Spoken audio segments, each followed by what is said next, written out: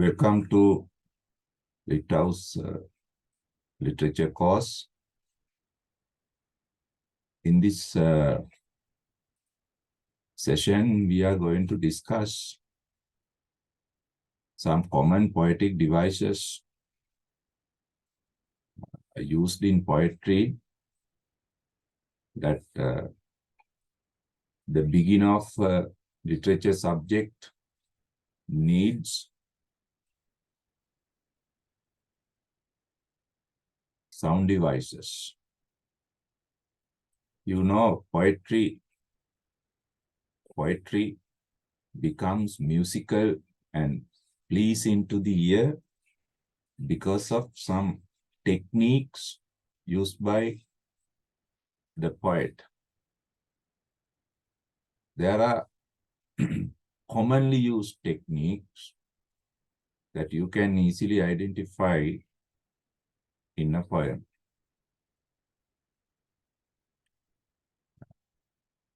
Today I am going to explain to you one technique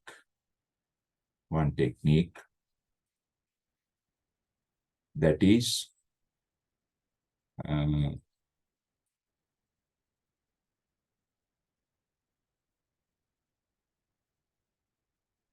rhyme.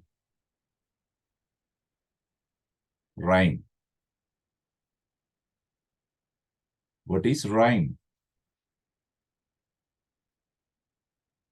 Now, rhyme is some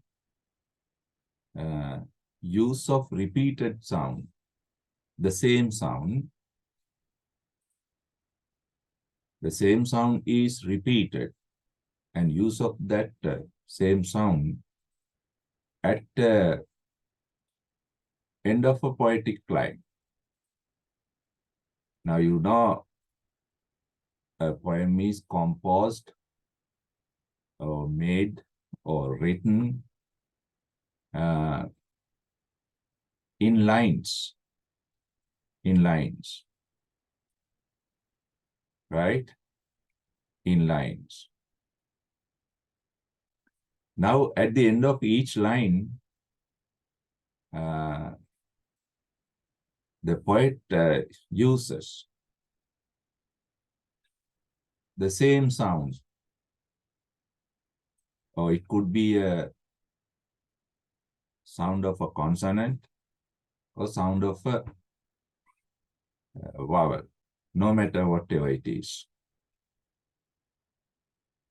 Now, first you have to understand this concept, the sound concept, because most students are familiar with English letters. They know all letters of the English alphabet, but they pay very special, very rare, very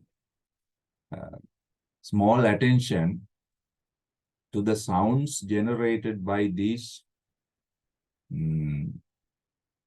English letters. Now, look at these words. Book, cook, run, run, do-be-do, deep, deep, we meet. Now, when you read book, cook, you can see there is some commonness in these words. Now look at book, cook. You hear one common sound. Now all letters you know, but look at the ending sound of these letters. Now here, uk. Here, uk. Uk. Now you know, book, cook have the same ending consonant sound. Now, k is a consonant letter. It has the consonant sound, uk. Now, this is what we call as rhyming. Now, these two words are rhyming. They are rhyming. Then look at the second example. Bun, run. Here, n, here, n. Bun, run. Now pay the attention to the last letter, n. Last letter is n, but the sound is n. Now here last letter is k, the sound is uk. Now get familiar with these sounds. Bun, run, bun, run. Now here some sort of music in reading those letters. Sound is repeated. Sound is repeated twice, 2 times. That is rhyming. Look at this third example. Do-be-do. Do-be-do. Now here ending letter is O. Here ending letter is W, E-W. There is W, but W has no sound.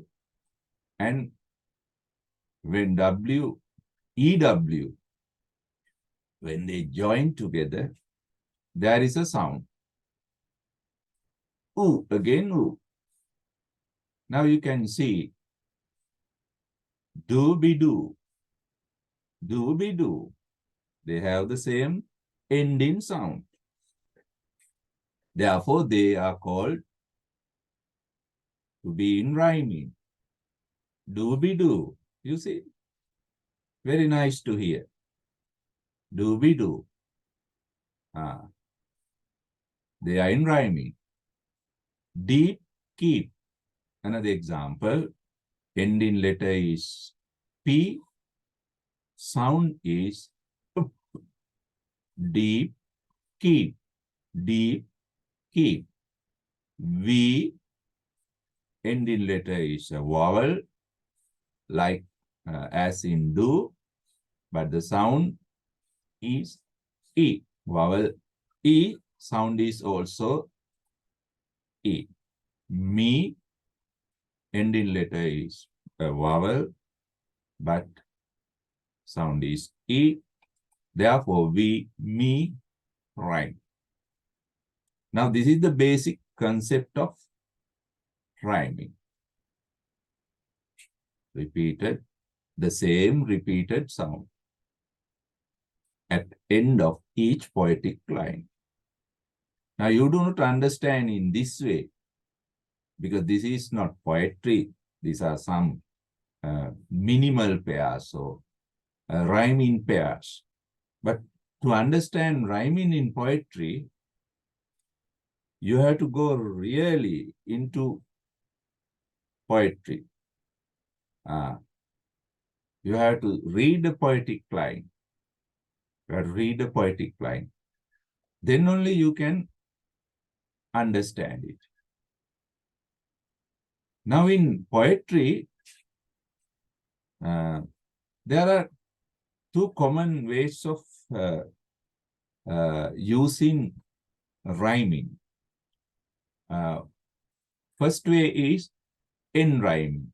You can see the screen, end rhyming. End. It means at the end of a poetic line, the poet uses rhyming. The other way is internal rhyming. It means within a line of a poem, the poet uses rhyming. Now we are going to see, my friend, we are going to see examples for these 2 kinds of rhyming techniques in a poem, right? As a beginner, this will help you to understand, realize what rhyming means in poetry. Now, let's see, first see a poetic line in actual poetry. Right. Now I told you end rhyming is used at the end of a poetic line, at the end of a line. Now this is a poem by a poet Alfred Lord Tennyson. Alfred Lord Tennyson. Very simple poem. It's a triplet. Triplet means it has 3 lines. Triplet.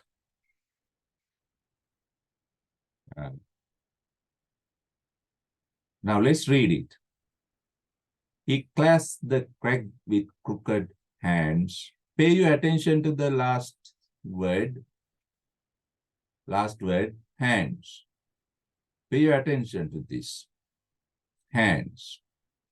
Close to the sun in lonely lands. Ring with the azure word he stands. Again, he clasped the crack with crooked hands. Close to the sun in lonely lands.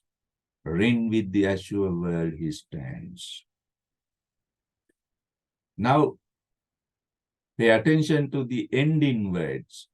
Hands, lands, stands. Again, hands, lands, stands. Do you hear some common sound in these 3 words, ending words? Yes. I think if your hearing is quite well, you can hear this common sound. What is this common sound you hear? The final sound created by the letter S. Now you can see how the poet uses the same sound to end each line of his verse or poem, this stanza, right? Therefore, we say these lines are in rhyming. They are rhyme lines. Rhyme lines. Now you see the word separately, hands, lands, stands. Dear friend, students, this is what we call end rhyming in poetry. End rhyming in poetry. End rhyming. Because of this rhyming technique, these lines become much more pleasant to read. You can easily remember them. Easily remember them, right? He clasped the crack with crooked hands, close to the sun in lonely lands. Ring with the azure word he stands. Right. Now you can identify end rhyming easily. Now I am going to explain a little bit of this end rhyming. We call this end rhyming perfect end rhyming. Perfect end rhyming. I'm going a bit further into this rhyming technique. Perfect end rhyming. Why do I call it perfect end rhyming?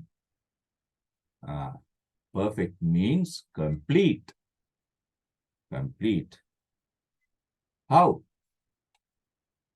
Now here,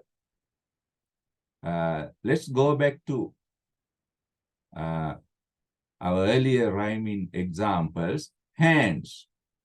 Look at the middle vowel sound. There is the vowel letter A, but the sound is different. A generates the sound A. Hands, H-A-N-D-S, hands, but this A sounds A, hands. Here also the sound is A. Here also the sound is A. Now you can see in these three rhyming words, there is the same vowel sound, A sound.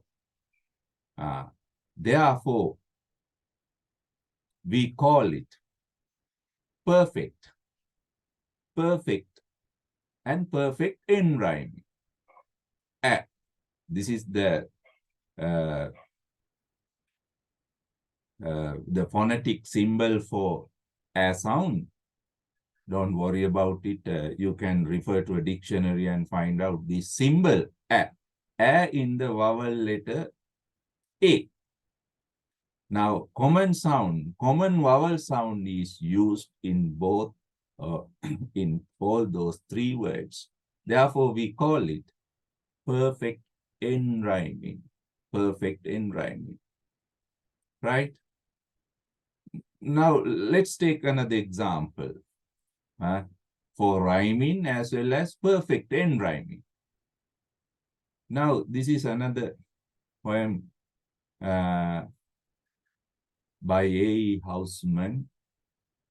Farewell to barn and stack and tree. Farewell to Seven Shore.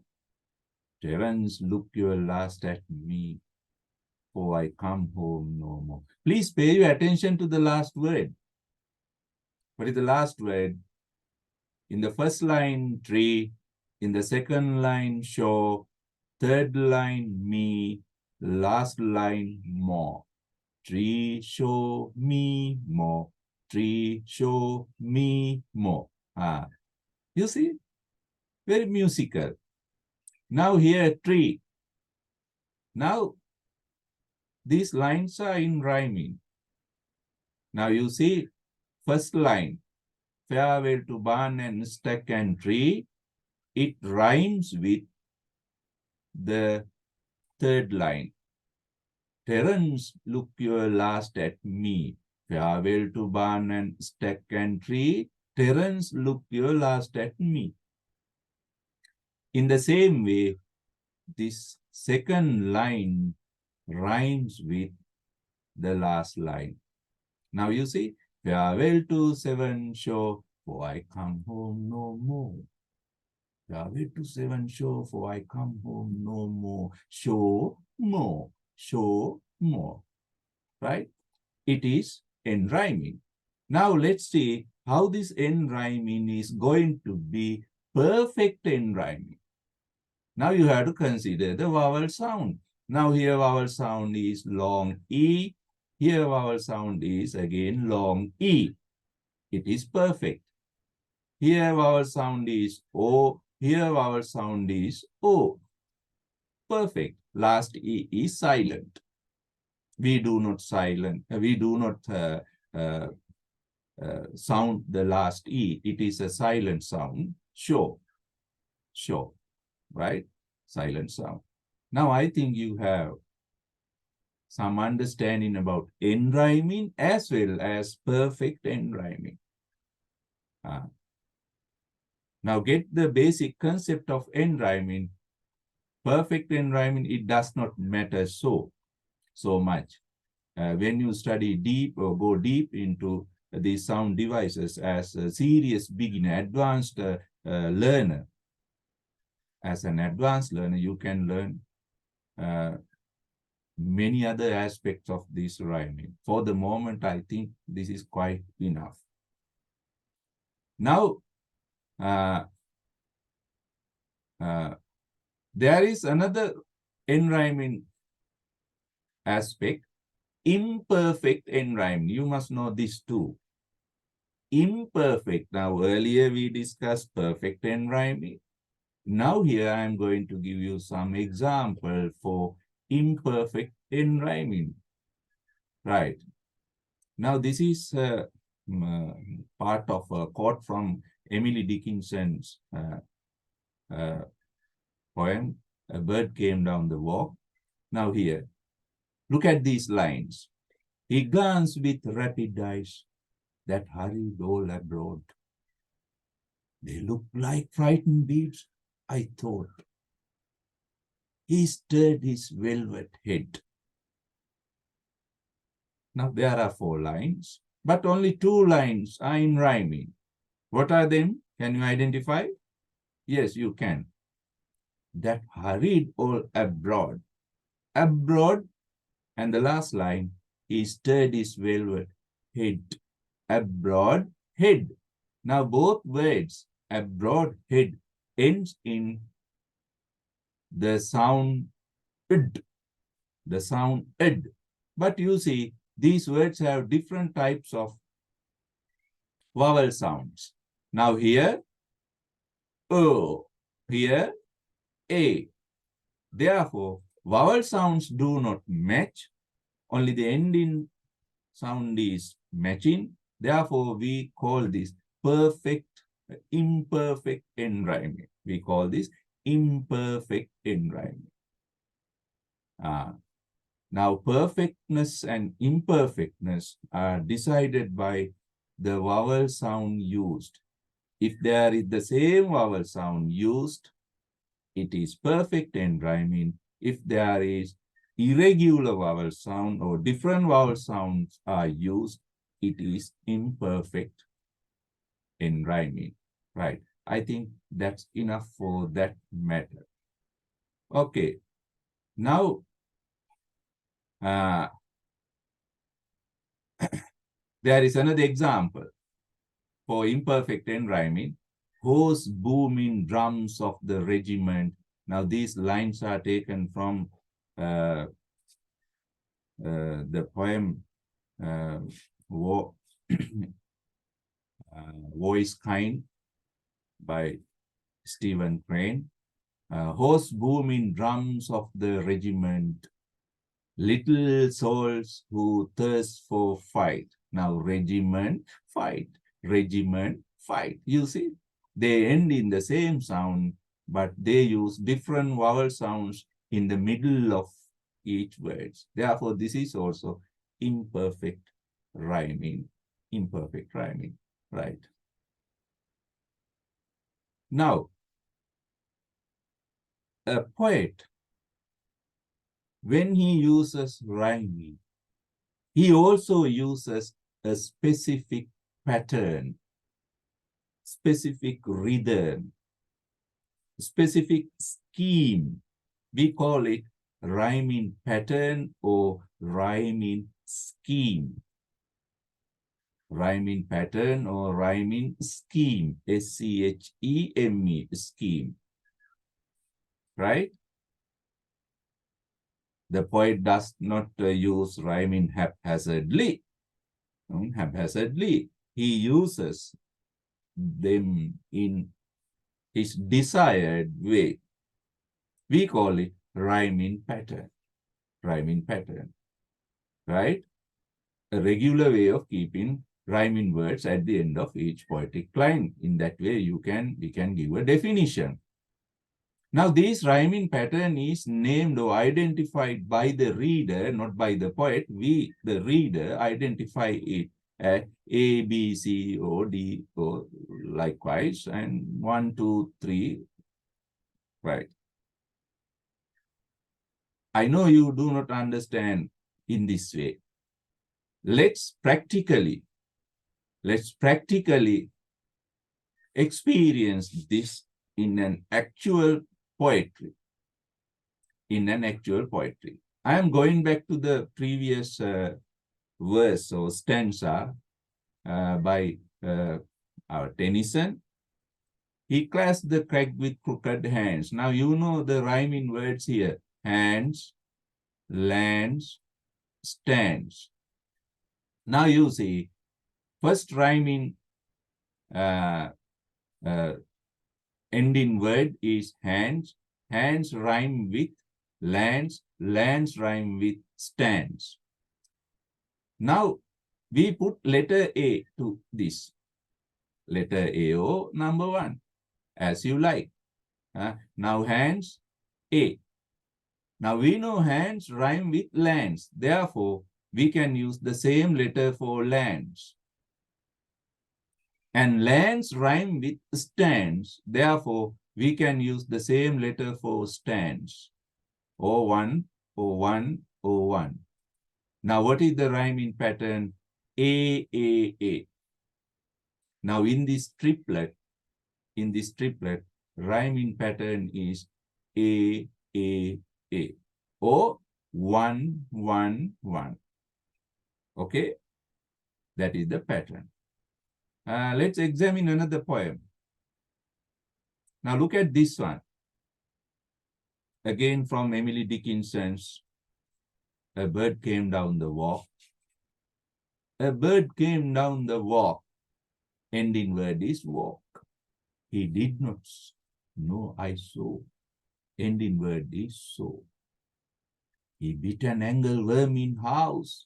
Ending word is house. And ate the fellow raw. Now you see ending word is raw. Now you can identify the rhyming words. Now you know so rhymes with raw. So rhymes with raw because they have the same ending sound. Now let's find out the pattern. Now first sound word is walk. Ending sound is uk. Now we put letter A or 1 as you like. Then the second ending word is so. Ending sound is O. It's a different sound. Therefore, we put it, we name it as B. Right? Then the third line, ending word is house. You hear a different sound. Therefore, you have to use a different letter. We use C or number 3. Right? Now, last line, ending word is raw. You have O sound, but there is another O in these lines, that is so. We gave it the letter B, therefore, we must give the same letter to this one too. Why? He also has O sound. Therefore, it is B. Right. Now, there are 2 similar sounds. For those 2 similar sounds, we gave the same letter B. Now, what is the pattern? A, B, C, B. What is the pattern? The rhyming scheme is A, B, C, B, or 1, 2, 3, 2. 1, 2, 3, 2. Right? If you say it in numbers as you like. Now, this is how Emily Dickinson uses her rhyming in her poem. That is her pattern. Earlier, we discussed Tennyson's pattern. Now, in this way, a poet arranges his rhyming in a specific way as he likes or she likes. Therefore, we call it rhyming pattern. I think you have some understanding about the rhyming pattern. Now, I am going to discuss the second rhyming technique, internal rhyming. What is internal rhyming? A rhyme within a line. Now we have been discussing rhyme at the end of a poetic line, but in this internal rhyming, we are going to check rhyme within a line. He did not know I saw. You see, very easy. Now you can find out. No, so. They rhyme. This is internal rhyming. For I come home no more. Come, sound, home, sound. Now these repeated sounds add some pleasant music to a poetic line. That is the idea of concept behind using this rhyme. Without rhyme, a poem becomes dull, tasteless, and not easy to remember any line and not easy to speak any line. Therefore, poets deliberately or naturally, some poets use this rhyming deliberately with some effort. Effort. But there are inborn poets. They are inborn. They are born with poetic talents, skills. Now they use rhyming automatically, involuntarily, without knowing to their knowledge, because poetry is within them. Poetry is within them. Now all those poets we discuss here, Tennyson's, that Houseman and Dickinson's, they are inborn poets because these things are inherent in them. Therefore, when they write a poetic line, automatically, unknowing to their knowledge, they come into their line, right? Now, I am going to give you a little bit of work. Now, this is William Wordsworth creation. She dwelt among the untrodden ways. She dwelt among the untrodden ways. This is also a nice musical poem. We know William Wordsworth is famous for writing lyrical poems, musical poems. Now, in this poem, you can find out rhyming. We have discussed two types of rhyming: end rhyming, internal rhyming. Even the end rhyming has perfect end rhyming, imperfect end rhyming, right? Now, internal end rhyming, we do not consider that aspect, right? Now, go through this poem. Read it loudly. Don't read poems silently, because silent reading does not give you any idea about sound devices, sound techniques. You have to read it loudly to be heard by your own ears. Then only you understand the specific sound devices used. She dwelt among the untrodden ways, beside the springs of Dove, a maid whom there were none to praise, and very few to love. A violet by a mossy stone, half hidden from the eye, fair as a star when only one is shining in the sky. She lived unknown, and few could know when Lucy ceased to be. But she is in her grave, and oh, the difference to me. Right. Now it's up to you. It's a challenge to you. I am not going to discuss anything about the rhyming in this poem. You do it yourself. Okay, goodbye. We'll meet in our next lesson for another sound device used in poetry. Thank you for watching.